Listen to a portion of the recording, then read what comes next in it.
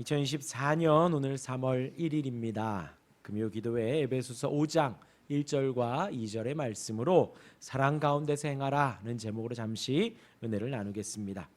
지난 주일이었지요. 아이들과 함께 말씀을 나눴습니다. 4장의 마지막 단락을 나누었지요. 세 사람을 입은 것 같은 세 사람을 입을 것을 바울이 권면하였습니다. 분을 내지 말라고 했습니다. 해가 지도록 분을 내지 말라고, 분을 품지 말라고 했습니다. 그것이 마귀에게 틈을 주는 것이라 했죠. 또 도둑질하지 말고, 단순히 도둑질만 하는 것이 아니라 남을 도울 수 있도록 내가 수고하라고 하였습니다. 더러운 말을 하지 말고 선한 말을 하여 무엇을 끼치라? 은혜를 끼치라고 말씀을 하였죠.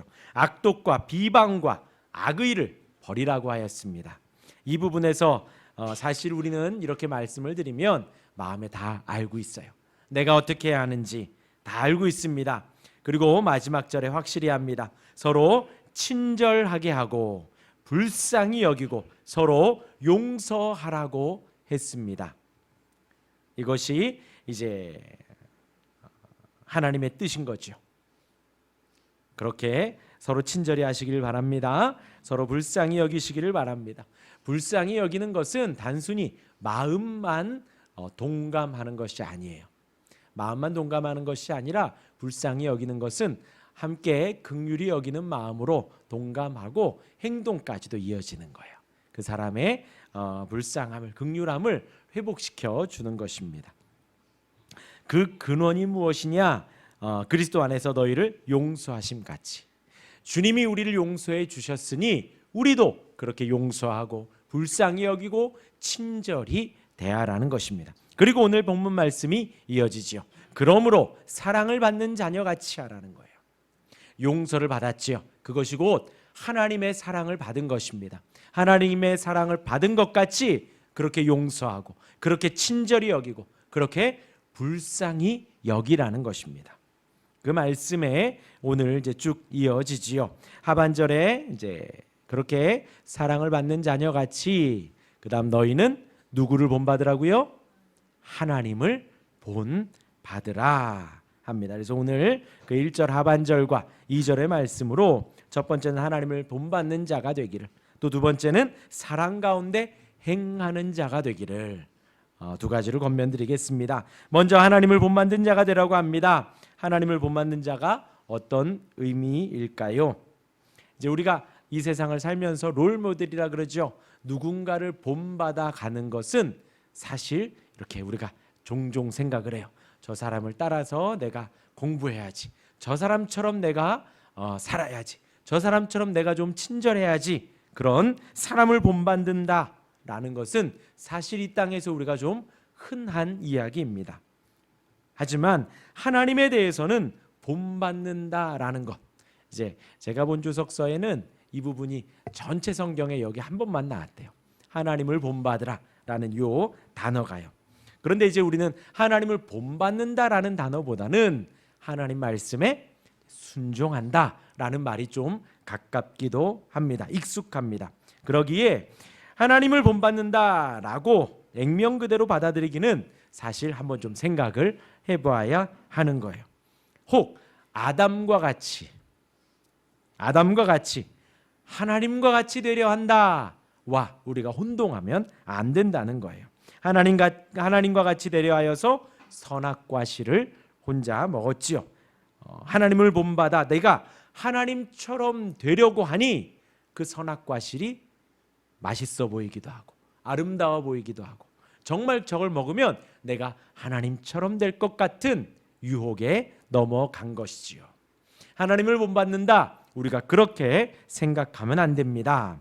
그 뜻은 하나님이 선하시니 그 선함을 내가 본받기를, 또 하나님이 긍휼히 여기시니 우리 또한도 긍휼히 여기기를, 또 하나님이 사랑하셔서 아들을 보내셨으니 우리 또한도 그렇게 사랑하기를, 그것이 하나님을 본받는 것이지요.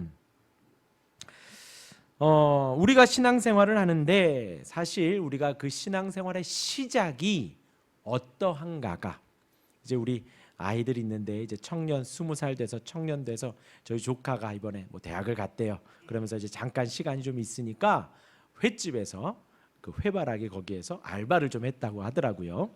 그리고 또 어떤 뭐 친구들은 뭐 GS25에서도 하기도 하고 CU에서 하기도 하고.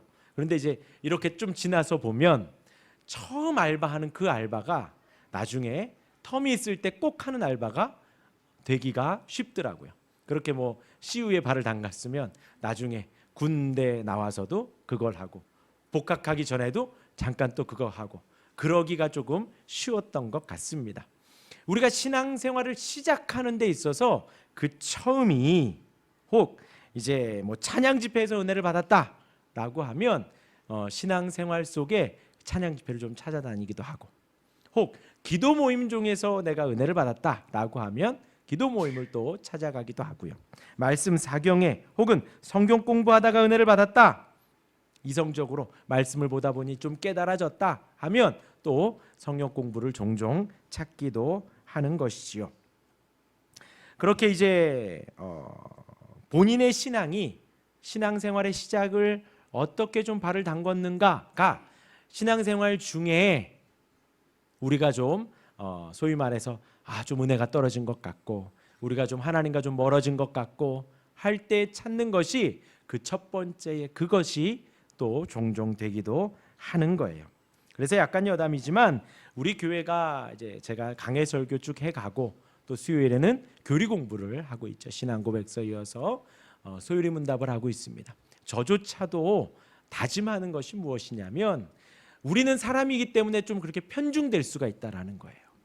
꼭 내 느낌만을 따라서 이렇게 신앙생활을 할 수가 있는데 그런 것들을 우리가 최대한 철저히 좀 배제하고 하나님의 말씀을 따라 또 우리 신앙의 선배들이 세워놓은 그 교리를 따라서 우리의 신앙을 좀 빼낼 것 빼내고 또 넣을 것 넣고 우리가 방향을 틀어야 할 것 틀고 그렇게 좀 바르게 해가야 한다라는 것이죠. 그 모든 것을 우리가 조금씩 교정해 가는 것이 좀 필요하다라는 거예요. 우리가 지지난 수요일 날 좀 나누었지만 우리의 믿음이 역사적 믿음도 있고 이적적 믿음도 있고 또 일시적 믿음도 있잖아요. 이것이 우리의 신앙을 올바르게 해주지는 않는다라는 거예요. 역사적으로 옳구나, 역사적으로 있었던 일이야, 사실이야. 그것이 아까 말씀드린 대로 우리가 그러한 호기심을 갖고 그러한 관심을 가지며 신앙의 발을 딛는 그 첫걸음이 될 수는 있지만 그것이 하나님을 알아가고 하나님과 교제할 수 있는 구원에 이르는 믿음을 줄 수는 없다라는 거죠. 단순히 역사적 사실을 인지할 뿐이고 이적적 믿음도 마찬가지죠. 내가 어떤 기적을 맛보고 이적을 맛보고 병이 고쳐지고 일들이 잘 되고 하는 것이 방금 말씀드린 대로 신앙에 관심을 갖는 데에 약간의 도움이 될 수는 있지만 그것이 구원에 이르는 온전한 믿음까지 이룰 수는 없다라는 것이고 일시적 믿음도 마찬가지고요. 그러할 때에 우리는 제가 말씀드렸지만 그렇게 편중될 수 있다라는 거예요. 그리고 방금 말씀드린 대로 우리의 신앙의 시작이 어떠했는가도 또한 우리가 그렇게 한쪽으로 좀 쏠릴 수가 있다라는 거예요. 그러할 때 우리가 하나님의 말씀을 보고 싶은 것만 보고 보기 싫은 것은 안 보고 그러지 않고요. 처음부터 끝까지 조금씩 보아가는 그 노력이 있고 또 교리 문답이 어떻게 보면 좀 쉬운 것 같고 쉬운 걸 왜 저렇게 오래 주저리 설명하나 하기도 하고 어떻게 보면 좀 어려운 것 같기도 하고 저것까지 우리가 알아야 하나 그러한 내용까지도 담은 것 같지만 우리의 신앙의 선배들이 만들어 놓은 그 교리의 틀 가운데 우리가 좌로나 우로나 치우치지 않을 수 있다라는 것이지요. 그러한 우리의 신앙이 바르게 되기 위한 하나의 몸부림인 거예요. 그 가운데에서도 그러면서도 우리가 금요기도에 이렇게 또 모이고요. 또 새벽기도회 또 모입니다. 이번 주는 없었지만 다음 주부터는 화수목금 새벽기도회가 또 있습니다. 새벽기도에 모이는 것은 그러면서도 우리 마음 안에 하나님을 향한 뜨거운 마음이 식지 않기를 바라는 거예요. 우리가 찬양을 뜨겁게 하고요. 기도하는데 우리의 열정을 다해서 기도하고요. 그러면서 우리 마음 안에 차가워지지 않도록 우리의 이성은 하나님의 말씀을 이해하고 알아가고 고민하기 위해서 차가워지고, 우리의 마음은 하나님을 향한 뜨거운 마음으로 더욱더 활활 불타올라야겠지요. 그렇게 균형을 잡으려는 것입니다. 우리가 한쪽으로 편중되면 안 돼요. 찬양 집회만 쫓아다녀도 안 되고, 기도에만 따라다녀도 안 되고, 또 성경 공부만으로도 너무 치우치면 안 된다라는 것입니다. 하나님을 닮아가는 것으로, 근데 그러한 것이 우리가 하나님을 닮아가는 것으로 오해할 수 있다라는 거예요. 아, 내가 좀 회사 생활 하다 보니, 학교 다니다 보니 조금 떨어진 것 같아. 찬양 집회 따라가고. 단순히 그러한 종교적인 우리의 시간을 드리는 것이 하나님을 닮아가는 것이 아니다라는 거예요. 그러한 것이 우리 몸은 그렇게 오해할 수 있다라는 거죠. 아, 내가 이렇게 좀 예배 나오면 하나님을 좀 닮아가는가? 내가 기도를 조금 더 많이 하면 하나님을 닮아가는가? 그렇지 않다라는 거죠. 하나님을 닮아가는 것은 아까 말씀드린 대로 사랑의 성품을 닮아가는 것이고, 자비의 성품을 닮아가는 것이고, 하나님이 우리를 온유하게 받아주신 것, 우리를 용납해 주신 것, 우리를 기다려 주신 것, 그와 같이 우리도 온유하고 품어주고 기다려주고 사랑과 자비와 긍휼 가운데 하나님을 닮아가는 것이다 라는 거예요. 바울은 하나님을 그렇게 본받으라는 거예요.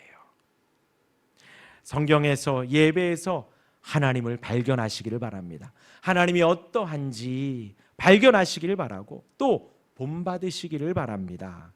기억하십시오. 우리가 신앙생활에서 각인해야 하는 것은, 우리가 기억해야 하는 것은 이런 종교 집회가 아니라, 내가 하고 싶은 것이 아니라 하나님을 본받아 가는 것입니다.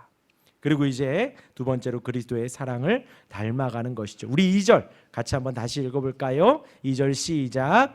그리스도께서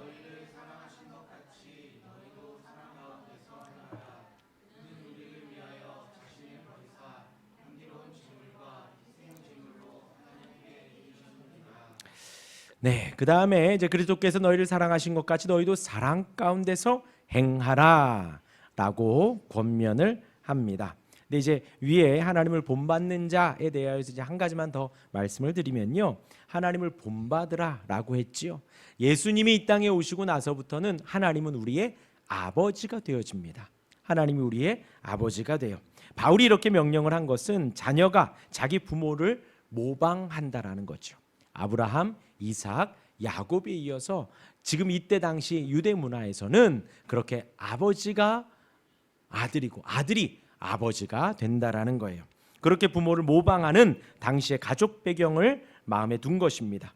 우리가 이제 에베소서에서도 계속 주장하지만 입양된 하나님의 자녀이지요.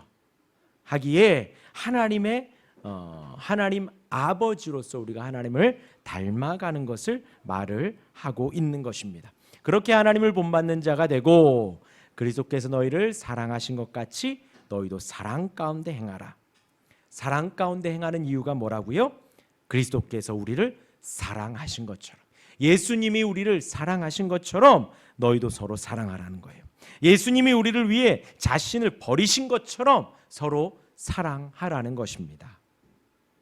그리스도의 사랑은, 예수님의 사랑은 받는 것이 아니라 주는 거예요. 그리고 자기 희생적입니다. 자신을 내어줍니다. 누구를 위해서요? 나를 위해서 자신을 내어주는 게 아니라 다른 사람을 위해서 자신을 내어준 것이 바로 예수님의 사랑입니다. 그러하기 때문에 예수님이 이 땅에 오셔서, 제가 지금 요 말씀을 드렸을 때에 예수님이 어떻게 우리를 사랑하셨는가 다 떠오르시지요. 예수님이 고난받으셨습니다. 가시면류관 쓰시고요, 거기에서 재판받을 때에 모든 사람들이 손가락질하고 욕하고 조롱하고 십자가에 못 박으라고 외칠 때에 우리 예수님 한마디도 하지 않으셨습니다.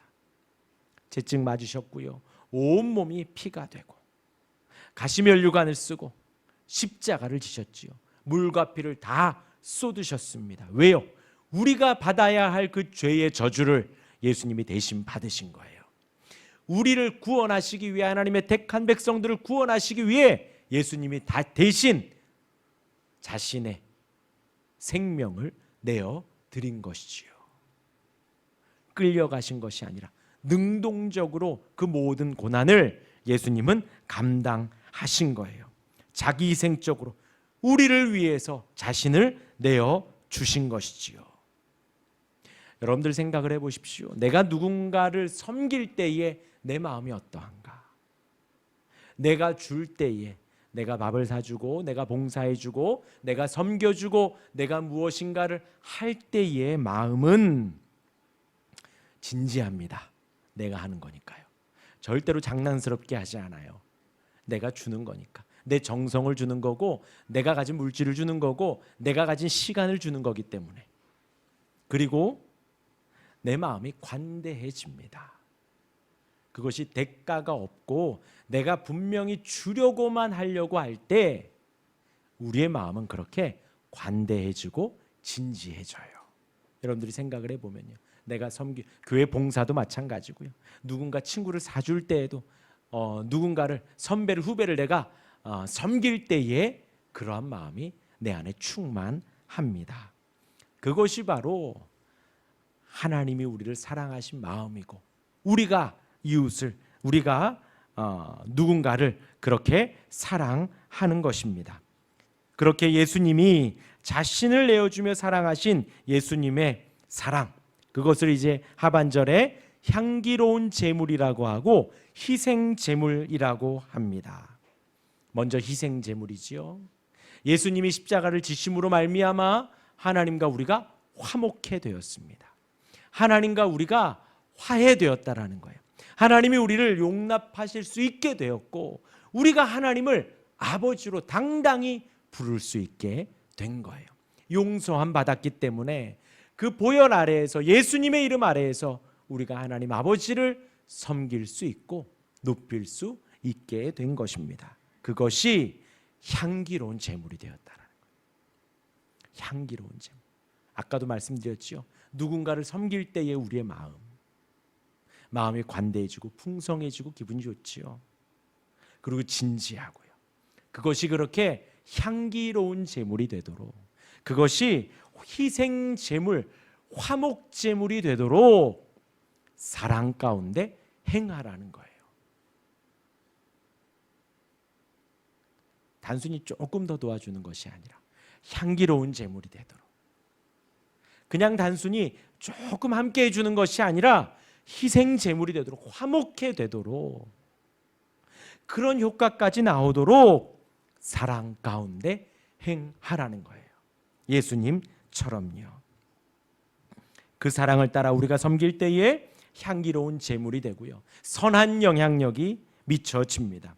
희생 제물이 되어 화목하는 영향을 미칠 수 있게 됩니다. 그것이 바로 오늘 제목과 같이 사랑 가운데 행하는 것입니다. 우리의 신앙생활, 이 두 가지 마음 새길 수 있으시길 바랍니다. 첫 번째, 하나님을 본받는 자가 되시기를 바랍니다. 다른 것을 본받는 게 아니라, 다른 것을 추구하는 것이 아니라 하나님을 본받는, 성경에서 예배하며 하나님의 사랑과 자비와 긍휼과 하나님의 성품을 배우고 우리 또한도 받은 바 은혜대로 하나님을 본받는 자가 되고, 우리를 위해 자신을 버려 자신의 모든 것을 희생하여 사랑하여 주신 그 사랑 가운데 우리가 행할 수 있도록 희생 제물이 되고 향기로운 제물이 되도록, 그렇게 사랑 가운데 행할 수 있는 우리가 되기를 주님의 이름으로 축원합니다. 아멘.